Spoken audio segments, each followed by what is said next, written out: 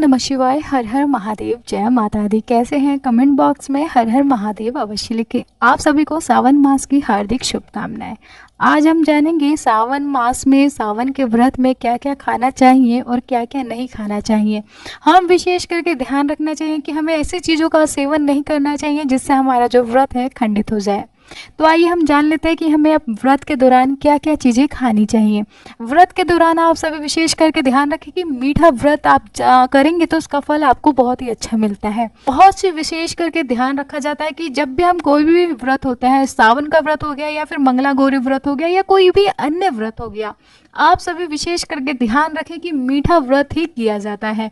यदि आप मीठा व्रत ना करती हैं, अगर नमक का सेवन करना चाहती है तो एक समय, चाहे वो सुबह हो या फिर शाम हो, सिर्फ एक समय आप नमक का सेवन करें, क्योंकि व्रत के दौरान नमक का जो सेवन होता है, नमक और अन्न दोनों को वर्जित माना जाता है। यदि आप फिर भी नमक का सेवन करना चाहती हैं तो सेंधा नमक का उपयोग करें और भी सुबह या शाम के समय में खा सकती हैं, बस एक टाइम। तो अब जान लेते हैं हमें क्या क्या चीज़ें व्रत के दौरान खाना चाहिए। व्रत के दौरान मीठा व्रत अगर आप कर रही हैं तो मीठी खीर बना सकती हैं। आप सभी को पता है कि सेंधा चावल भी आते हैं, समा के चावल जिसको कहते हैं, समा के चावल की खीर बना सकती है। साबूदाना बहुत ही महत्वपूर्ण माना जाता है, बहुत ही अच्छा चीज़ माना जाता है व्रत में।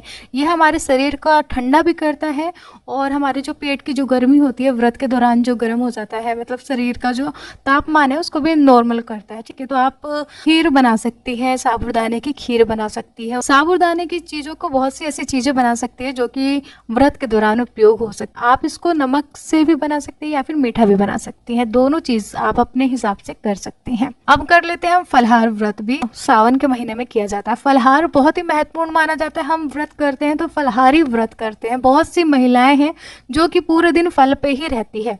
आप फल का सेवन कर सकती हैं। फल में आप सेब ले सकती हैं, केला ले सकती हैं, अंगूर हो गया, संतरे वगैरह। ध्यान रखें खट्टी चीज़ जो होती है, खट्टी चीज़ का सेवन बिल्कुल नहीं करना है। अनानास जो होता है, अनानास का सेवन बिल्कुल भी ना करें अपने व्रत में।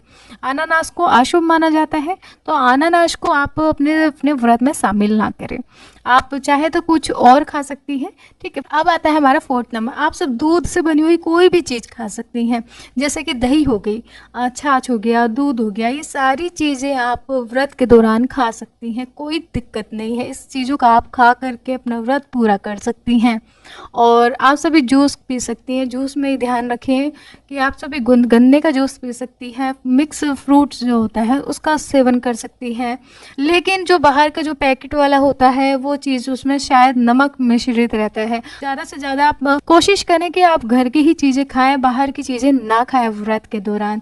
बस सावन के व्रत में एक महीना ही वर्जित माना जाता है कि बाहर की चीज़ें नहीं खानी चाहिए।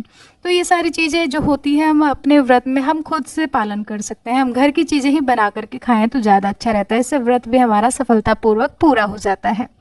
अब जान लेते हैं कि हमें व्रत के दौरान क्या क्या चीज़ें नहीं खानी चाहिए।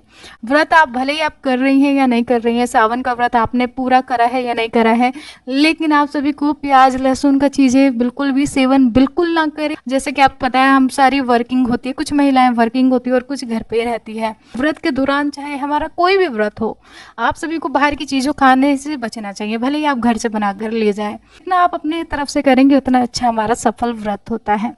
तो ध्यान रखें बाहर की चीज़ें आप बिल्कुल ना खाएं। प्याज लहसुन का सेवन नहीं करना है। हमारे घर का वातावरण शुद्ध रखना है पूरे सावन भर। ठीक है, ये सारी चीज़ें आप ध्यान रखेंगी।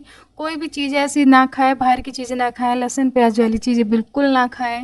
ये सारी चीज़ें नॉर्मल होती है, सबको मालूम होती है। तो मैं आशा करती हूँ अच्छी लगी हो तो लाइक ज़रूर करें। कमेंट बॉक्स में हर हर महादेव लिखे बिना ना जाए। आप सभी से हाथ जोड़ के रिक्वेस्ट करती हूँ, हर हर महादेव अवश्य लिखें। आप सभी पे भगवान शिव, माता पार्वती का आशीर्वाद बना रहे। जय माता दी। हर हर महादेव।